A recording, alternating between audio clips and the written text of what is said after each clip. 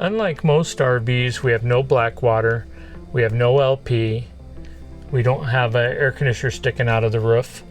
You know, it's a very stealth vehicle. We don't get kicked out of HOAs because of things we're doing. And because we don't have any LP, this is actually the controller for the hydronic heating system that runs off the gasoline of the vehicle from the fuel tank of the vehicle. Ford gives us a pickup tube to connect to. When this is activated, it uses a 1/4 amp of DC power to run itself. It's very, very low draw on your battery power. And it uses a gallon of fuel in about 20 to 24 hours, depending on how cold it is outside. We are tested to 20 below zero by customers last year up in Canada with this system now, which is just incredible. We're so insulated. They were able to use water and everything in this vehicle at 17 and 20 below zero. So we've proven it works well. If I tap the screen, it comes alive. You can see the blower's off. If I tap up a little bit, I can actually force the blower on by going hotter than the inside room temperature, which is here. And a fan will come on underneath the kitchen cabinet, start blowing air out of it. It's not hot yet, so I'm going to turn it back off a minute. If I tap this button, the heater is now starting for 4 days, it says in the middle. If I tap this button, it would run for 30 minutes or whatever I set it to and turn off again if it's summertime and I only want to take a shower and heat up the water for a little while. That's what that one's for. You hit this, then that. If I hit the wrench, I can adjust my brightness and my timeout screen. I can do fan mode as an auto, and I wanted to do that, but I can go to fan manual and I can actually speed up and slow down the fan for different times of year to get more or less intensity of air, but I'm going to go back to auto for now. All right, we're gonna go show clock and sleep. I always say no on that, and when this goes to sleep after it's 90 seconds, it'll be a black screen and you won't have a clock that you have to set all the time. Then this is the screen that shows what's happening. So right now the circulation pump is saying yes. It's cleaning out the fuel in the burn chamber outside and getting old fuel out of it. Once the fuel pump says yes, then it's shooting new fuel into the burn chamber, and then it'll start lighting.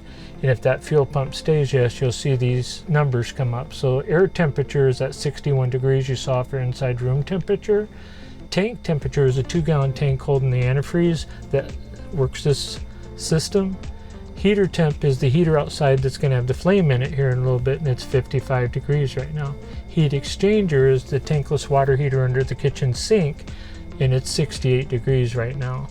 This heater temperature is going to get up to 192 degrees here pretty soon as this thing fires up and gets up to temperature, and then it'll turn off and turn back on at about 160 degrees, and then it turns off at 192. So that's its float level for the flame to activate. So now you see the flame says yes, and as it's doing it, you'll hear a fuel pump clicking just a little bit, and I just tap the screen, it comes back alive.